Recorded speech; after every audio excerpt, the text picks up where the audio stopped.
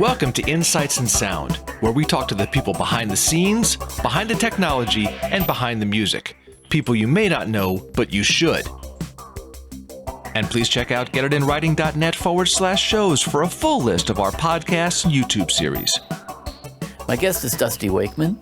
His credits include Dwight Yoakam, Lucinda Williams. I guess the marketing people call it outlaw country. Yeah, Americana. Yeah.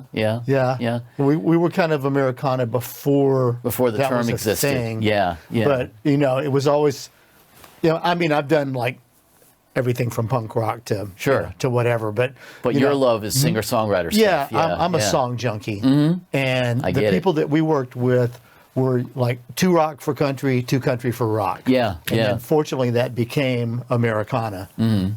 To look at your career, you've had a similar path to a lot of us in that you have, whether intentionally or unwittingly, worn a hell of a lot of hats. Right. And I'll bet you didn't just wake up one day and decide to do something else. It just kind of all happens by circumstance. Absolutely. Right place at the right time. Just, thank you. Mm-hmm. Mm-hmm. Exactly. But that's what it is, isn't it? And part of that is just showing up, as we know. Well, we were talking about you making videos. Mm-hmm. A lot of it is just like people ask you if you could do something. You go, yeah, I can do that. And then it's like, okay, how do you do that? Yes. So it's been a lot of that. In fact, I don't know. You'll see on our YouTube channel, I just had a great conversation with my friend Doug Pettibone, who's a top guitar player to the stars. But, I remember when he got his gig with Jewel, they said, can you play pedal steel? And he goes, yeah. And then he went out and bought a pedal steel and learned how to play those two songs, And now people look at like, oh, maybe I'll get Doug Pettibone to play steel. Yeah. And because there is something, what I think is unique about it, and the term is autodidact, right? Which is basically self-taught, right? But it sounds cool when you say autodidact. I like, that's a good term. Psychology, right? Yeah. But, the interesting thing about that is, you do learn by deduction. You do learn by just watching something and then figuring out how it's done and taking it apart. But one ends up creating one's own style. Right. Because, partly because you don't know what you're doing. Right. Therefore, you don't necessarily know what you're doing, quote unquote, wrong. Right. And that's, I think, part of what makes it unique. Yep. Yeah, I didn't come up engineering-wise I know you worked at Cherokee. Mm-hmm. I didn't come up through the traditional ranks of starting as a runner at record plant. I was at West LA Music, and when the home recording revolution started with the very first Tascam machines, the 80-8, and I had worked at a studio in Texas and actually, knew a little bit about recording. So I was the only guy there that could sell that stuff because nobody else knew what the heck it was. So I was, oh, you want one of those? You got to talk to Dusty. So it was right place at the right time. Mm-hmm. And I was there late 70s and sold all these, Tascam Model 5As and 80-8s to various stars. And then they would hire me to come over and plug them in. Of course, they would never use them. It was like the learning curve was way too steep. Sure. But it was a lot of fun. Yeah. I did the same thing with MIDI. Okay, right. I worked at a company, one of the early company called Hybrid Arts. Right. They did MIDI sequencers. Right. And same thing. You kind of figure it out, and then all of a sudden you're the de facto expert because nobody else knows it. Oh, you got to talk to him. Yeah. Right. Yeah. So that was a good run. And then one of my customers, I kind of got to a crossroads where either I needed to go to work for Tascam, or I needed to get out and get back to something more creative. Mm-hmm. And I had a customer, Mark Avnet, great guy, another bass player. Really smart guy, and he had some bucks and said, I want to start a studio. You want to do it with me? And I just kind of cavalierly said, yeah, sure. Mm-hmm. And I took my Rolodex from West LA Music, and we started Mad Dog in 1980. But I didn't come up through getting to work with people better than me. Mm-hmm. We just made shit up. It's just like, well, how do you do that? I don't know. Maybe try it like this. Well, that's funny, really, because it's a combination of, it is. I had this great conversation with Craig Anderton recently, and he made this observation that so many people now want to know, how do I do this? How do I do that? And he said, the question you should be asking is not how do I, but what if? Right. What if I try this? Oh, I love that. And I think this is kind of what you're talking about, what you're describing is almost a combination of the two, or a hybrid between the two, because it's like, okay, I have this problem. How do I do this thing, right? Like, how, somebody wants my guitar to sound more brown. I got asked as an engineer, how do I, can you make my guitar sound a little more brown? Right.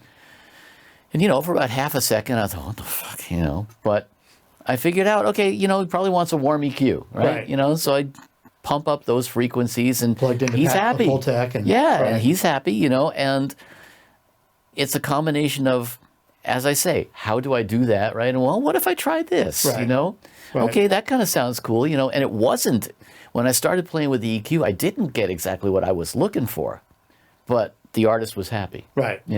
Right. And in the artist's eyes, you are then a freaking genius. Right. Because you did something cool. Right. And then they trust you. Yeah, exactly.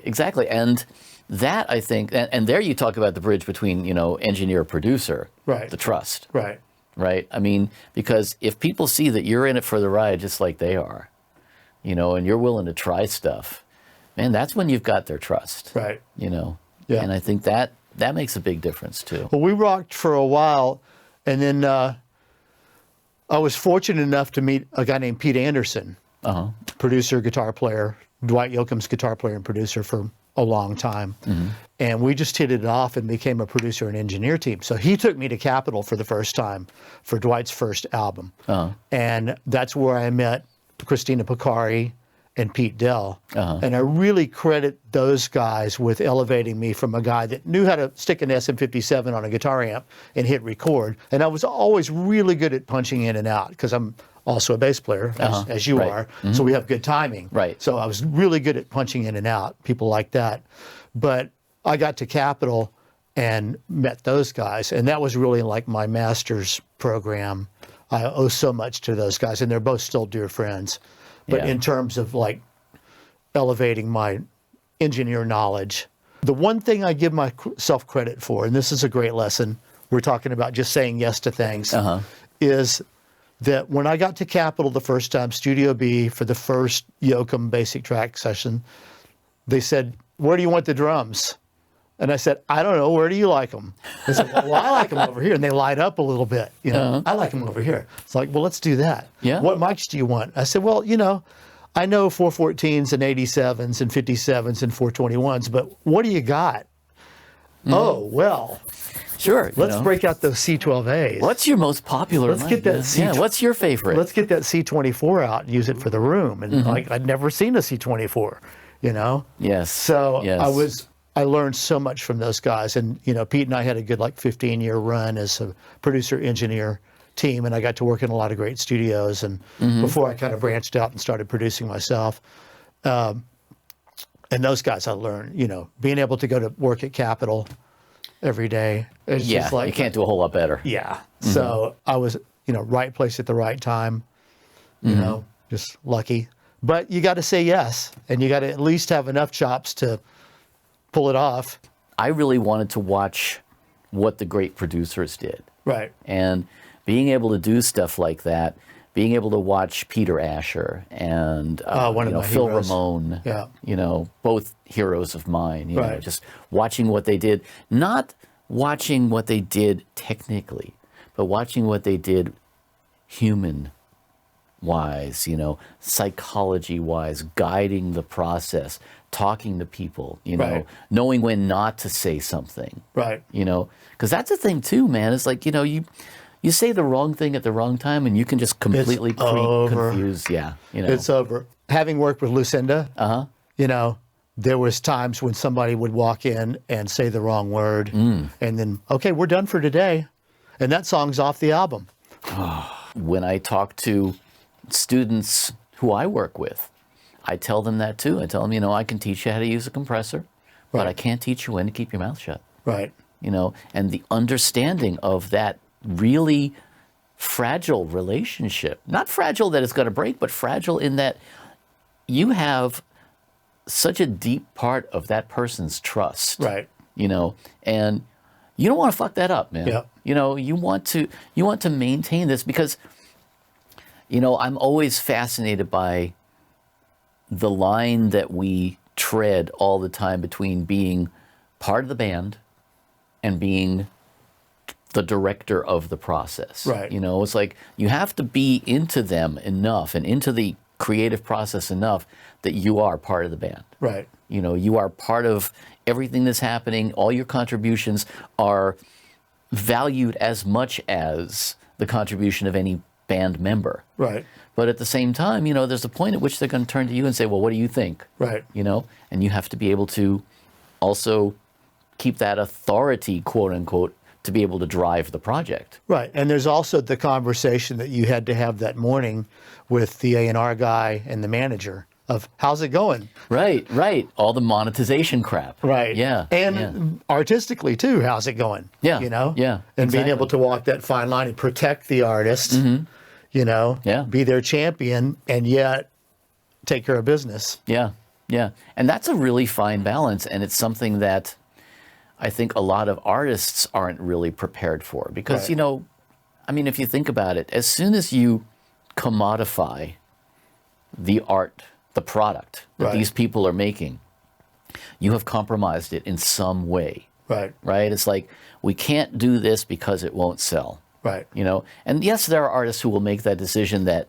you know, I don't care, I'm going to do it anyway. Right. But, you know, it's the little devil on the shoulder of every single artist, you know? You know, in my experience, anytime I ever tried to consider, you know, is this a good decision commercially, it's been a mistake. Yeah. So eventually I threw that out the window and it stopped being a consideration for people that I work with. Sure, It's like, sure. how do we serve the song? We'll Exactly. worry about the rest later. There's Exactly. other people with Yeah. a different pay grade that's their job. Exactly. Yeah. We just got to like make the best version of the song that we can. well, and see, you That have kind a of simplified my life a little bit when I Yeah. stopped worrying about it. Yeah, and see, you have a similar ethos to me in terms of, as a producer, I want to do no harm. Right. You know, Yeah, I first don't do no want harm. to. Right. I don't want to have a sound. Right. You know, I don't want to have a sound of my own. Right. You know, and that can be, it can be really positive because then you're really doing the right thing for the artist. It can also be a real challenge. Right. You know, and then are you doing the right thing? You know, Right. are you helping to guide them to where they want to go? So, Right. you know, I mean, I have a lot of respect for producers like, you know, Jeff Lynne or Mutt Lang or Mutt Lang. Yeah. There's another one. Yeah, Yeah. yeah, you know. Yeah, me too. I just can't do that. I can't do that I either. tried to do it, but Yeah, didn't yeah. work. So Exactly. my number one hero as a producer is Chris Blackwell. And not just a producer, but also as a music man. Mm-hmm. And I'm thrilled to find out that his memoir is coming out this summer. Oh, really? 'Cause I've been waiting for it for years. Oh, cool, cool. You know? But he's one of those guys that, like, first off, he's a genius at discovering talent, seeing talent, but also getting great people together and putting them in a room and capturing that. You know, I mean, that whole run of Compass Point albums that he did with Grace Jones and Yeah, people yeah. like that, it's just like, what a vision to put all of that together. I want to circle back to what we were talking about earlier about the idea of wearing multiple hats, because you also just kind of, you followed the tangents, as I like to say. You know, you started out as a musician, you got into the studio world and you ran a studio, which 28 years. so you are living proof of that whole. I survived. Right, that you're living proof of that whole thing of how you make $1 million with a studio. Start right. with two. Start with two. Yeah, Only I didn't start with two. I didn't come from money. I mean, my parents were supportive, and there was times I had to borrow money from my dad to like stay alive. But you know, he worked for an oil company. He was a draftsman. You know, my mother was a secretary. They always supported me, but there was no like family Right, no slush family, yeah, fund to exactly. support this, and which was kind of my mistake. I think when it's like, okay, you want to be in the studio business, as you walk in on the first day of class, it's start with somebody else's money. Yes, You know, exactly. And I missed that. Yeah, I was yeah. late for class. I missed that so. day. Yeah. But you know, so you start out with that, and then again, you know, you start out because you love music, but you also have a love for the technical side of it. Yeah. You know, all that left brain stuff, right? Yeah. And then you go from that into Mojave, Right. right? I mean, that's another kind of weird little diversion, right? And it's the same thing. I mean, we love gear. Right. You know, we don't love gear. And one of the things I like about your perspective on making gear is you're not making gear because you want to reach a certain spec. You're making gear because you understand what its use is as a creative tool. Right. And that, to me, that's the ethos, man. Right. That's, again, you know, you're working with artists, right? Right. Well, I'm blessed to work with David Royer, who's, you know, he's Royalty. an autistic Yes. genius. Yes. And I learned, you know, I was a career engineer I owned a studio for 28 years, but I worked nonstop for 25 making records. Mm-hmm. And I still learn daily from David about what's going on. You know, you were a tech, so you had an idea. I didn't know what the hell was going on inside of microphones. Right. I just saw it's like somebody used that on that, Mm-hmm. and it sounded good, so that's what I'm going to do. Mm-hmm. You know, but I really didn't, and I didn't know ribbon mics at all until Royer brought him back from the dead. Yeah. I mean, ribbon mics were something that's like, okay, let's go to, we're doing a horn date, so we'll go to Capitol, and they'll put up these nice old RCAs. Yeah. And yeah. that'll sound great. But that was pretty much the extent of my involvement with ribbon mics. Mm-hmm. And I did an album in, I don't know, early 2000s with a producer named Craig Street. It was for an artist named Michelle Indeggio, Oh, yeah. bass player. Wonderful. And the band was Abe Laboyle Jr. on drums, Doyle Bramall Jr. on guitar, Oh, my God. Lisa Melvoin on keys, and Wow. Michelle on bass, and then a lot of superstars. And Craig produced it, I engineered it. And he came in, he had a box full of Coles. And I'm like, well, what do you want me to, you know, do you want me to, he said, try the Coles. We're putting Coles on everything, and it just sounds great. We're doing Abe Jr. with like 2 mics, an overhead man. and a kick drum mic. Yeah. He said, have you ever worked with Abe before? And I said, no. He said, well, just do whatever he tells you to do. And of course, he's the biggest sweetheart in the world. And he's a show in himself, man. I Right. mean, you know, you could just watch him the entire Oh, set. yeah. You know? Yeah. Yeah. He's just great. And he would come in and listen to a playback, and he said, okay, don't change anything. And then he would go out there and do stuff, change the tuning, and, you know, he would change it on his end for the song. Wow. And it was just brilliant. I learned so much. So that kind of started my love affair with ribbon mics.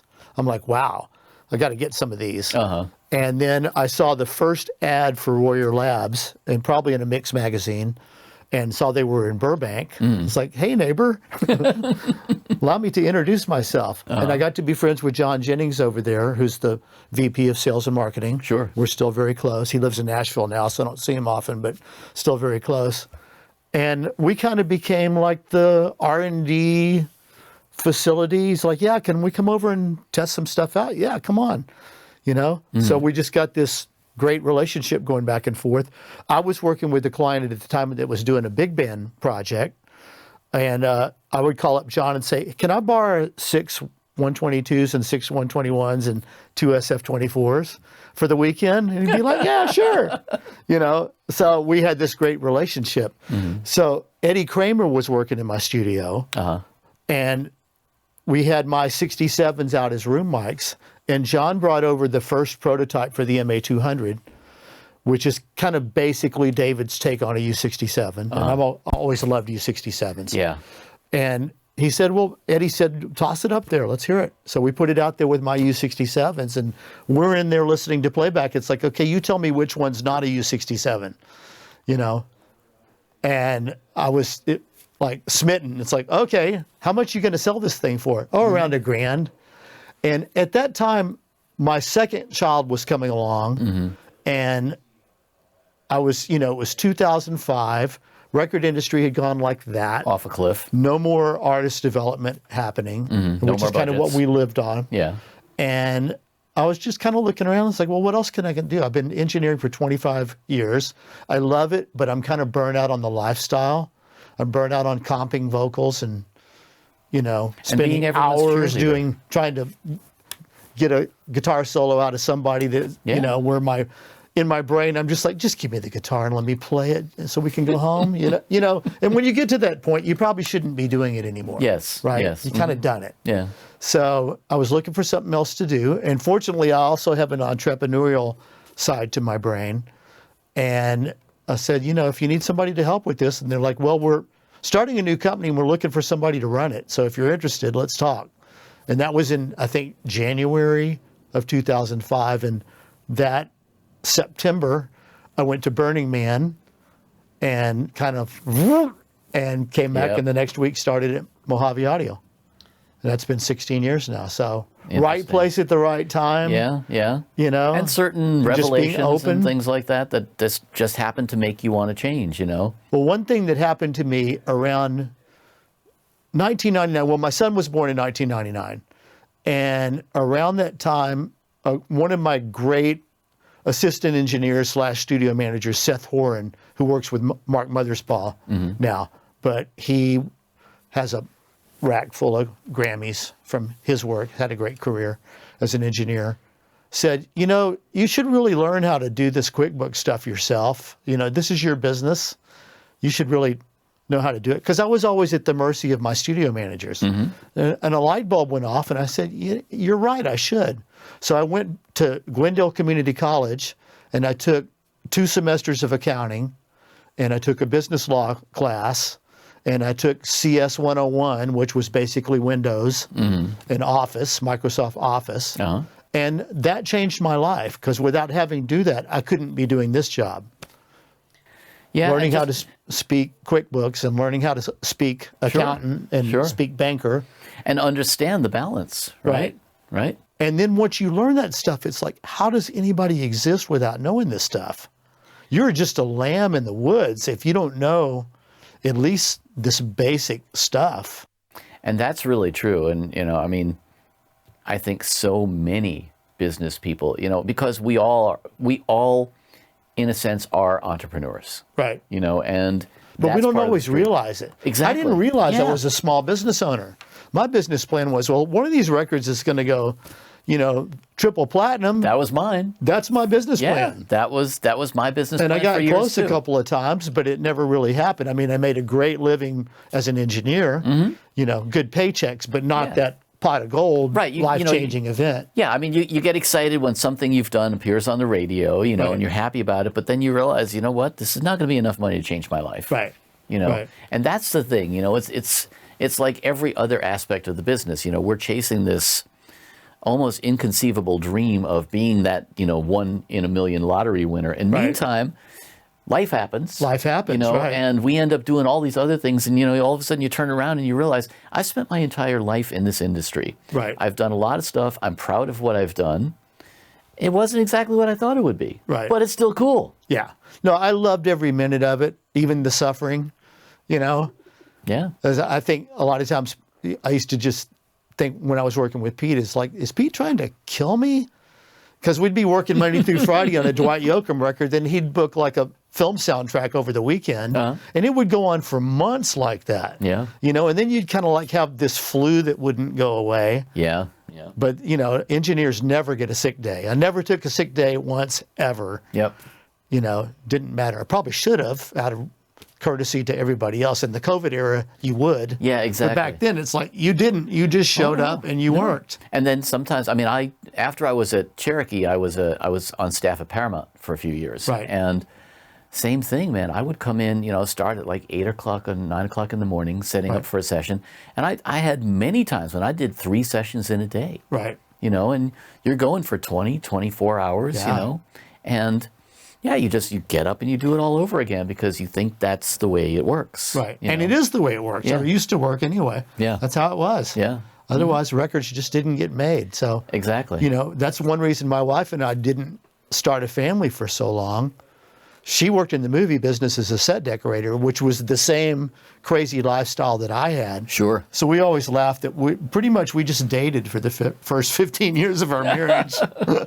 Yeah. Yeah. And you hardly see each other. Right, right. Yeah. I mean, I went through that too. And, you know, part of the reason that I wanted to start engineering was I had been a touring musician. Right. And I met someone that I wanted to marry. And I figured, okay, so, you know, I want this marriage to work, Right. to last, you know. So therefore, I figured, okay, I'll get a job where I'm home all the time. Little did I know, you know. Yeah. Yeah. You're home all the time just to sleep. Right. Just long enough Why to does sleep. Daddy sleep so much? Yeah, exactly. Exactly. And Yeah, no, I loved it. I loved the lifestyle. It was my dream. And, you know, when you're an engineer or when you live your life in a recording studio, it's kind of like, can't deal with this other crap because I'm here. Yeah. You know, it's like a safe space where the world kind of like... It's a bubble. It's a bubble, exactly. Yeah, it's it a is. bubble. And It it's is. a beautiful bubble. Mm-hmm. Even when it's torture, it's still beautiful. Yeah. So I want to address one other thing with you because it comes up a lot with younger people that I talk to, that I mentor, and I'm sure you've run into it too. And it's something that's near and dear to the heart of every autodidact that I know, which is imposter syndrome. Oh my God. I was just talking about this with somebody. The first day I walked into Capitol Studio B, I had to like get my hand to stop shaking to hit record on that Studer. It's like, I don't belong here. I'm in way over my head. Yep. And I still struggle with that, you know? Don't we all? Don't we all? But, you know, I think the fact that, like, Andrew Sheps is a good friend of mine, and I love his podcast. And Bob Clearmountain, of course, is the king of all mixers. Sure. We bow down. And listening to him talk about imposter syndrome, it's like, well, if Bob still feels it, you know. Exactly. Because he's Bob Clearmountain. Yeah. But I think part of that really comes from being self-taught, because as a self-taught person, Right. you don't have that formal education. You know, like lawyers go to law school. Right. Doctors go to med school. You have this piece of paper that Right. says, I learned something. Right. Whether or not it's valid, you know, there are great doctors, there are shitty doctors, Right. you know, and lawyers as well. But in our business, you don't really have that. I mean, you Right. could have an engineering degree. Most of those people know better than to go into music, you Right. know. But if you come into music, you've come in probably as a self-taught individual. Right. Therefore, you're always in the back of your mind wondering, am I doing this right? Right. You know, I had a great conversation once with a guy. I had been doing videos for several years for clients at that point, and I had a conversation with a guy who was a documentary filmmaker. He had worked for National Geographic, PBS, all this. He'd been traveled all over the world, and we're talking pre-digital, you know, with his cameras and everything, and his, you know, all the film and stuff, right? And he was at one point just mentioning to me how he edits his interviews, you know, and I lay them all out, and I lay out all the cameras, and then I cut down, you know, and I listened to him, and I thought to myself, oh shit, I've been doing it right all this time. You know? Right. Because a lot of times you don't realize it until you watch someone else, you Right. know? Right. And then you think, oh yeah, you know, I've been doing it the same way. Oh yeah, you do that differently, you know, and we learn from each other in that sense. But Right. I think we're all just making it up as we go along. I think so. I think there's a lot of that. You know, we live in such an amazing age now where everything is at our fingertips. There's a YouTube video for everything. Yep. And I'm not even a working engineer anymore, but I still can't get enough of that stuff. Yeah. I'm either watching like making of documentaries for Rick Beato's another of my favorites. Rick's great. You know? He's Yeah. amazing. Yeah. And there's just so much stuff. I love Andrew's Yeah, Andrews are great podcast. too. Mhm. And you know, it just And then goes Live on. Sound, you know, Warren the guys from- Huart, yeah, the stuff Warren's he's another doing. one. There's so many great people. And Live Sound, I'm just kind of now starting to pay attention to because we're coming out with a dynamic. The Signal to Noise guys do a great podcast. Oh, yeah? Yeah. Right. Yeah. And again, you know, it's people talking to other people who do the same thing. Right. And so many of us, you know, it's like I realize this, I talk to producers and do you know so-and-so?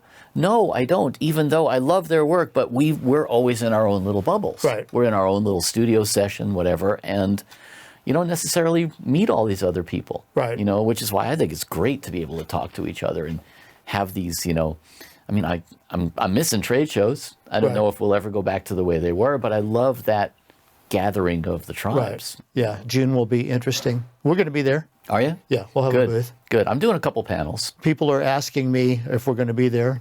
Our Canadian distributor just today, it's like, are you guys going to NAMM? I said, yeah, come on down. Cool.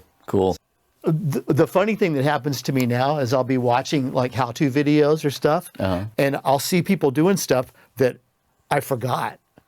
It's like, oh yeah, I used to do that. Yeah. Forgot about it. Yeah. Like when the sub kick became a thing. Oh, yeah, Using yeah. NS10, you know, hanging from a little mic stand. Yep. When I first started engineering in Texas, in Rosenberg, Texas, at the Barron Studio in '75, they had like a coaxial speaker from a car hung by door springs on the kick drum. Oh, I love it. That was the kick drum mic. That's cool. Uh-huh.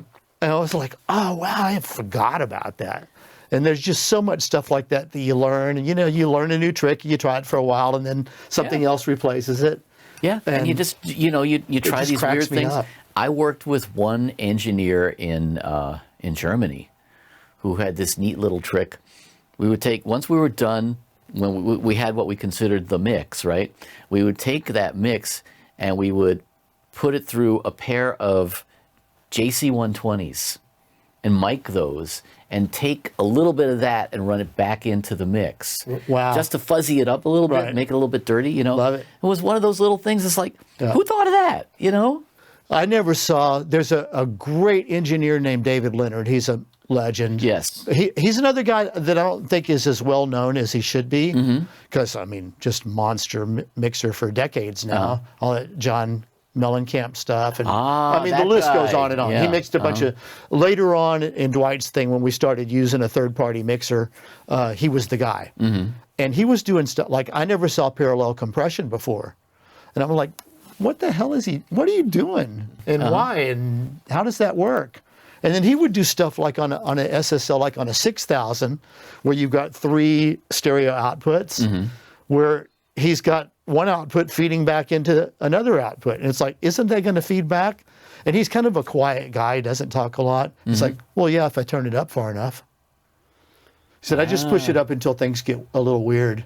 But you see, now that goes back to the thing I was mentioning that Craig Anderton had said to me about, not how do I do this, but what if? What if I try that, Right. What if I try this? I mean, who's the first one that thought about, running a kick drum through a speaker or, Right. Or through a big tube or anything like that, you know? I also had the great pleasure early on of working with Chad Blake. Oh, wow.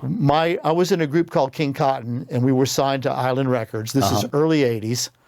And our producer, co-writer, manager, Danny Holloway, talented guy, who had been Chris Blackwell's assistant in England for 5 years. Oh, so he learned a lot of tricks. Yeah. So I learned a lot from Danny. Danny was a really creative, bright guy. And he brought in Chad. And so we were working at Mad Dog in Venice. And Chad didn't even drive at the time. He would take the bus down Venice Boulevard from Hollywood. Wow. And he was the first guy to walk around with listening to a Walkman. And I'm like, this is the coolest guy I've ever met. Chad was just like pure creativity. And this was kind of even before he started recording stuff through PVC and all the stuff he's known for. But just his creative approach of well, what if, doing things differently. Yeah. Didn't he did some really good stuff with Mitchell Froome too. Him and Mitchell Froome were partners for long. Yeah. Well, Chad, is known for the PVC pipes, but he's just so creative. He turned me on to the Optigon. And I used to have a guest ranch. This is a whole nother conversation, but my wife and I had a guest ranch for 18 years out near Joshua Tree. And she was the queen of the yard sale and the thrift stores. Now it's all picked over, but it was all virgin territory back in those days. Sure. So she kept finding me Optigons for $5. And so I had 3 of them, and Chad had turned me on to them, and I went to visit Chad one time and left with a stack of Optigon discs. Anything he had more than 2 of, he gave me a copy of. Oh, wow. But I learned a lot from Chad. He's just an amazing, and his stuff, that new Spoon record, I think he mixed that, and it's just it just sounds so amazing and different than everybody else. Yeah, different. He's got his own. That's just it. That's the creative slant. approach. That's the stuff where people really, I love the idea of taking a piece of gear that was supposed to be for this and using it for that. Right. Sansamp. Yeah. He's the king of the Sansamp, and now that's my favorite EQ. It's true. It's true. If you want something to pop in a mix, just put a Sansamp on it, and boom, there it is. Yeah. Chad was another early influence. Him and David Leonard, I learned a lot from. A lot from. And, if you think about it, those guys probably also deal with imposter syndrome because those guys also are doing stuff. If you're doing stuff in a vacuum, right, you're going to question yourself at some point or another, And I think having the faith in yourself to be able to say, you know what, I'm just going to try this. Right. That's. Well, that was the good thing about Mad Dog Venice is it allowed me freedom to experiment because it was our studio, and just those countless, spec sessions. Yeah, come on in, let's record. Yeah. Years and years of that. Yep. Just to learn what worked and what didn't. It's on the job training, you Yeah. know, and in a sense, it's really great for the artists too, because you're trying stuff with them that they might not have thought of. You Right. know? So, I mean, a lot of times I know that, you know, I've come up with some crazy idea and it's ended up on the record. Right. You know, and it's like, who would have thought that that would actually be the case? But again, we're just, you know, we're all building the bridge as we walk on it, man. Yep. So anything else that we should talk about that we haven't talked about? Oh, I don't know. I can sit here and talk to you all day. You know. I know, and the thing is, I want to keep it, you know, sort of on the surface. I don't want to get into heavy technical stuff, even though I think you and I could probably bullshit about that for hours too, you know. Right. But mostly, like I said, I want it to be for younger people who don't necessarily, you know, when you're starting out, you have this goal. Right. You know, and then as you start doing all these other things, a lot of times, like when I went into working for a manufacturer, I had to fight the feeling that that was a compromise in a Right. certain way, you know? Right. And then I realized when these companies approached me that what they wanted was the wisdom of somebody who had been in that chair. Right. You know? Yeah. And it's the same thing, like, you know, you've been an engineer. You know, having had my recording career, the first time I had to get on a stage at Sweetwater at 7:30 in the morning Eastern time. Oh, yeah. Yeah, you've probably I've done it. Been there, done that. Yep. You know, having that credibility is key. It is. Yeah, It because is. then they listen to what you have to say. Yeah. If you're an MBA that's like, yeah, we make XXXX, but you don't know what that is. Right. They're And you like don't big yawn. you don't understand the user experience. Right. And that, I think, is what we bring to the table when we work with a manufacturer also is, you know, why are these tools better than these other tools? Right. Because they were made by people who understand what they're being used for. And we use them. We still use them. Yeah, we love exactly. them. Yeah. We build mics that we use. I love your mics, man. Yeah, I do too. It's been, I can't believe I get paid to talk about microphones. Pretty cool, actually. Yeah, it's great. And to work with David Royer, you know, it's just, You got a dream job, man. yeah. You know, yeah. and of course you made it for yourself, you know. Yeah. That's the thing. And most of us do tend to create our own jobs to a Yeah. certain extent, you know. Yeah, I love it. I'm having a blast. You know, I don't know what else I would do. Yeah, that's my problem I'm still too, playing man. a lot. Yeah. In fact, this last year I played more than I had in quite a while, just playing bass for other people, and I'm really loving that. I love the idea that we can phone in a part now too. Yeah. You know, Yeah. that kind of changes things too, because you can play with all these people that you never were able to play with logistically before. Right. Yeah, it's a great age we live in. Any advice for young people coming up today? Well, my big advice is recording schools are great. I wish they were around. I wanted to study recording engineering at University of Texas, but they didn't offer it. Right. So when I got a job at a studio in a little town called Rosenberg, I was out of there. And that's where I was the very first time I got to start engineering. And there was a lot of time to experiment and just low pressure, let's try stuff. So that got me started. And then that knowledge allowed me to be the top Tascam salesman in the country in the late 70s, selling 80-8s and 40-4s, because nobody else knew what the heck they were. Yeah, And yeah. I'd actually recorded before. So I think recording schools are great.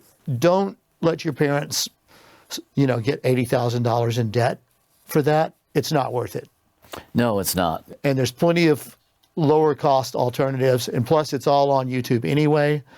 Probably, I would say for somebody starting out, you know, learn the fundamentals, watch all these videos, but get yourself a little portable recording rig and go record bands and post TikTok videos.